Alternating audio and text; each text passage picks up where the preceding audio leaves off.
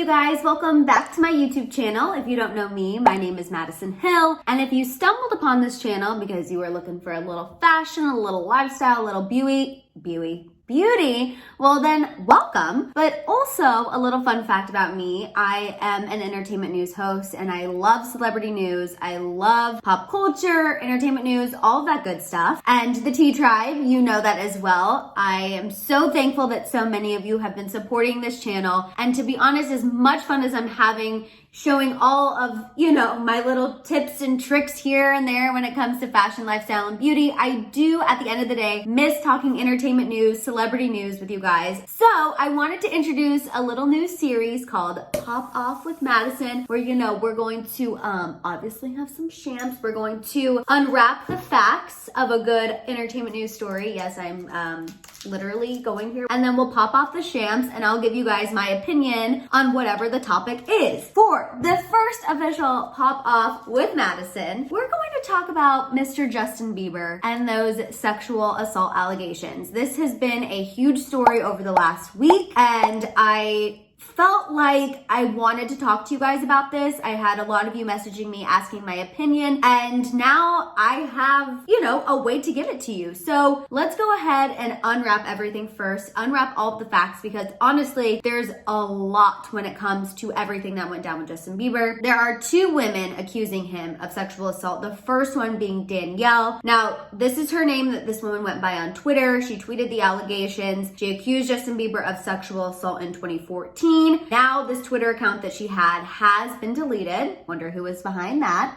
I'll let you make your own assumptions there. Scooter Braun. Anyway, this woman, Danielle, during her claim, she claimed, after hearing another woman's story, Gabby, with Ansel Elgort, who was also accused of sexual assault recently as well. So Danielle stated that on March 9th, 2014, she was sexually assaulted by Justin Bieber. She claimed Justin was with Selena at the time, and they were in Texas, Houston specifically. They flew into Houston because of Selena. Then they ended up going to Austin. Justin was there to make a surprise appearance at a concert that Scooter Braun hosted with a bunch of his other artists. Danielle claims that her and her friends were enjoying this concert that Scooter Braun put on. They were having fun when a man approached her and her friends, and asked if they'd like to meet Justin Bieber. Obviously, being fans of Justin Bieber, also, hello, in the year 2014, Justin Bieber was at the height of his fame. I mean, obviously, he's still super famous, but he was it. That was before we had, changes. So he was really killing it in 2014. Obviously, her and her friend said yes. They waited around. They got their picture, chatted for about 20 minutes. She said she does have photos. She's not going to share them for legal reasons. And then after their chat, Justin and another guy who appeared to be his friends invited them to the Four Seasons Hotel. Her and her friend said yes. When they got there, Justin's friend brought Danielle's two friends into a separate room. Danielle claims that then Justin took her into their own separate room. And Justin had her agree to keep this a secret. And if she didn't, he allegedly said that she would get in legal trouble. Justin allegedly asked for her phone and offered to charge it, and then asked her to join him on the bed. At this point, she started to get suspicious, which is why she claimed she asked, where was Selena? His girlfriend at the time, trying to make conversation. He told her not to worry about it and that she'd come up later. Then Justin allegedly started kissing her. She said she was shocked, but took it as a sign he wanted her to, quote, shut up. So she just kissed him back. She did think to herself that her breath tasted like alcohol because she did have a few drinks, and she thought Justin knew this and nothing wrong would happen next. Danielle says she knew that he was with Selena, but she thought this was typical pop star Hollywood stuff, wanting other women because their significant other isn't enough, which we know Justin cheated on Selena several times throughout their roller coaster relationship. So she's not off there. Danielle says that, again, remember 2014, Justin at the height of his fame, but this is also when he was, quote, out of control, and their kissing turned to a steamy makeout session, and then things escalated when Justin allegedly removed her pants. She claimed she started thinking, quote, what about Selena? Did I consent to this? How will she react when she finds out? Where are my friends? At this point, she says she told Justin he was going too far and they should stop because she needed to find her friends. She really felt guilty about Selena. Justin told her to relax, that her friends were okay, and then she went on to describe the alleged assault. Danielle says at the time Justin was 20, she was 21, and although this was 6 years ago and she just shared her story with those closest to her late last year, obviously now she just shared it with the public, she said she is still recovering in therapy and seeking help. Okay.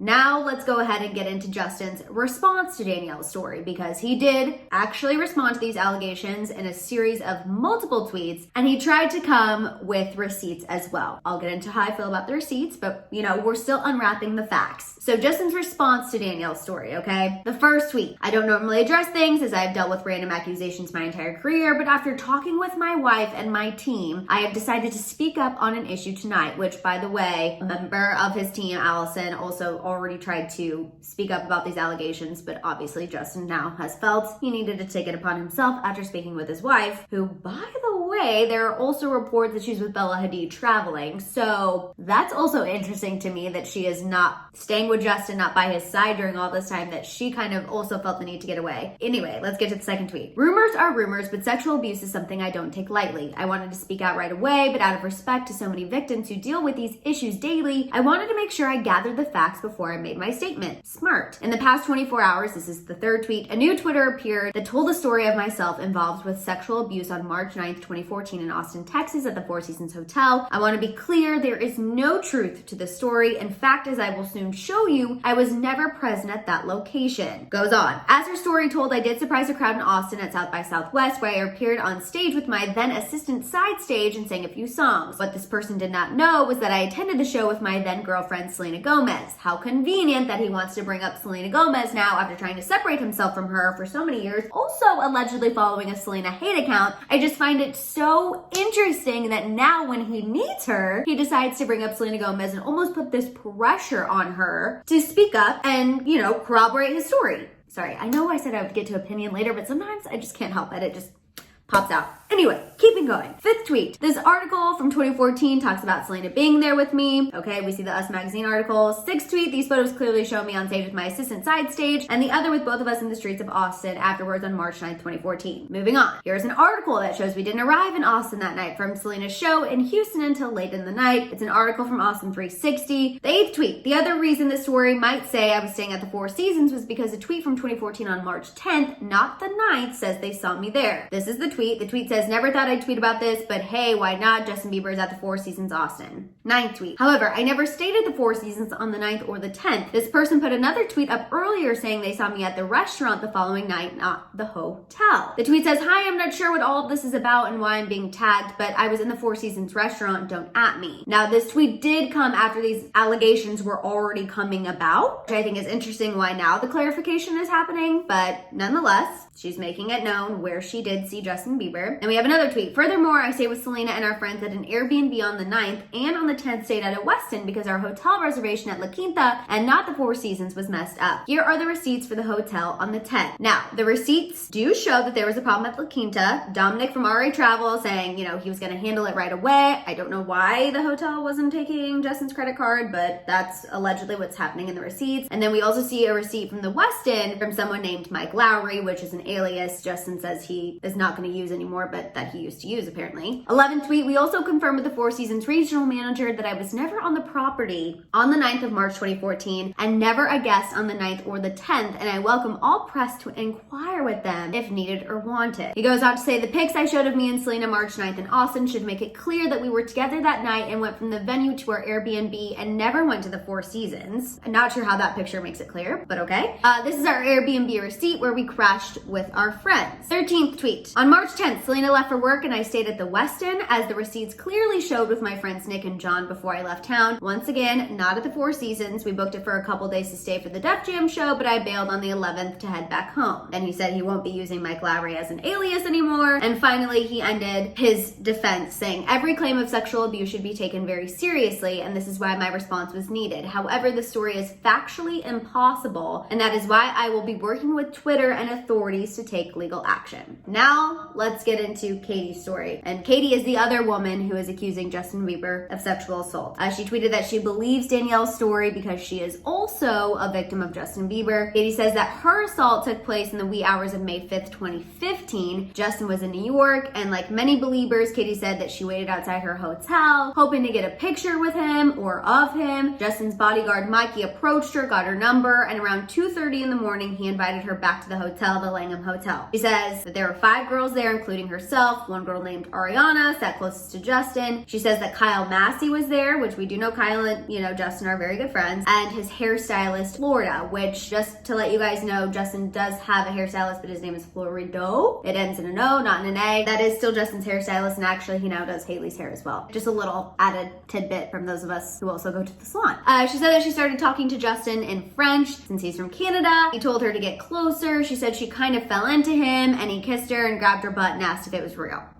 She stopped his hands, went to the bathroom where he followed her, locked the door, and this is where she, this is all of her claims. This is all allegedly. This is all her story. He started kissing her. She explained she can't have sex until marriage because it's a cultural, traditional thing. She said that there was allegedly penetration, which is a bad thing unless it's with her husband, so she kicked him and ran out. She told her sister, but her sister instructed her to stay quiet as it would disgrace their family. She then went on to say in her statement that she went to rehab for mental health reasons, and she did try to take her own life. She did not allegedly share her story until 2017 with the Me Too movement, but after she tweeted about it originally, the Beliebers attacked her. She said that she did speak with a writer, but without other women coming forward, her story died. She did decide to go to law enforcement, and she did show texts between Mikey, who is allegedly Justin's security guard, Ariana, which was the other girl present, and then she also shared an email exchange with the writer who she did work with for a little bit to try to get her story out there. Justin has not directly responded to her claims, which I think is interesting. All of his tweets were definitely directed at Danielle's story. All of his receipts were to contradict Danielle's story. He has not responded to Katie's story, but Beliebers obviously are going after her again because she has tweeted several times since this alleged assault how much she loves Justin Bieber, how much she stands him, contradictory stories of whether or not she's met him. It's very interesting. She did address some of the claims as to why she didn't stop standing him. She says she didn't because most of her mutuals were Beliebers, and if she randomly stopped, it would have been weird since she's been a Belieber since 2010.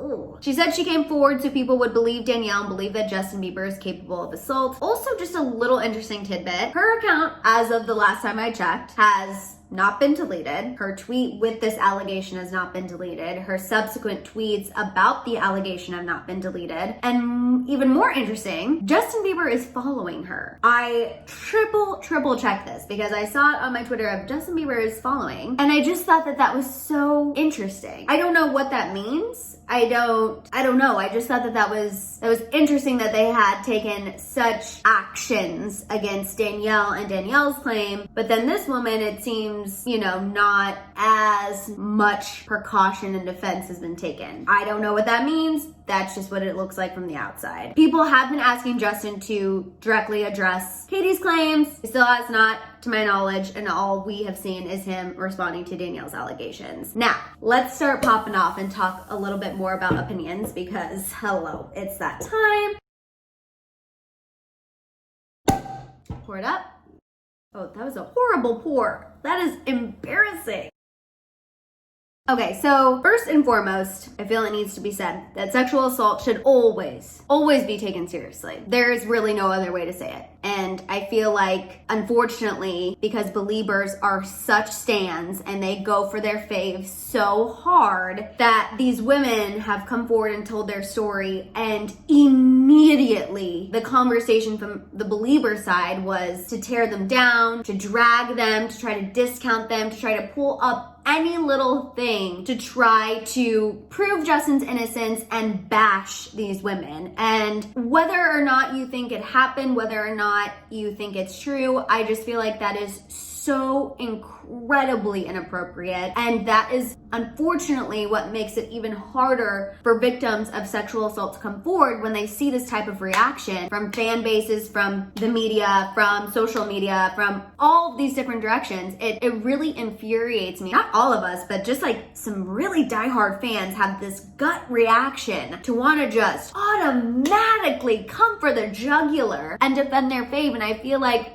you just really have to take a step back. And it's really not okay in these instances. And I think, unfortunately, Scooter Braun does kind of encourage this behavior from fan bases. And I just feel like when it comes to sexual assault, I think there's nothing wrong with Justin Bieber defending himself. He had his receipts. Whether or not you want to believe those receipts, whether or not you want to view them a certain way, that's up to you. It's not my position to sit up here and say whether or not I think these allegations are true or false, because at the end of the day, neither of us were in that room, so we don't know. But what we can comment on is the reactions and how we believe Scooter's been handling the situation, how Justin's handled the situation. Again, I think it was kind of messed up that he brought Selena into it, because now, of course, people are looking to her to defend him, you know, to kind of save him and confirm his story. And I just don't think that that's right. I don't think that's fair. I think that it's a distraction. And just to even prove it's a distraction, whenever Justin tweeted this defense, Justin Bieber wasn't trending on Twitter. Selena Gomez was trending on Twitter. Literally, Selena's name was trending when he put out this defense, because more people cared about the fact that Justin was connecting himself to Selena Gomez again than Justin Bieber's actual defense of his alleged actions. Which is just crazy to me. And it is crazy to me how, you know, those fan bases react, and we all know that they do. And we all know that they react that way, but I think that that was a strategic move for Justin to use Selena in his defense, because he knew his fans would then go to her and would go to Selenators and be like, your girl needs to speak up. And he also knew that the world would be so fixated on the fact that he was connecting himself to Selena and bringing up Selena that we would kind of get distracted from the real issue at hand. And just to conclude it all up, again, I want to make it clear, not here to say whether or not I think these allegations are true. Not my place. I know all of you have your opinions on that, and that's great. My biggest thing with this whole Justin Bieber situation is the fact that he used Selena Gomez in his defense, and it just put the pressure on her to say something. And I think she owes Justin Bieber absolutely nothing. I think Justin Bieber was unfaithful to her many times throughout their relationship, and I think it really puts her in a horrible, shitty situation, excuse my French. And I just think that that was incredibly unfair, and I realize he has to defend himself, and I realize that, you know, she is part of those receipts. I totally get that. I just feel like really hammering the point home that he was with Selena, it rubbed me the wrong way. But yeah, that kind of concludes my thoughts on the story of Justin Bieber's sexual assault allegations. And I'm also going to put a number and resource down below for those of you who are sexual assault victims,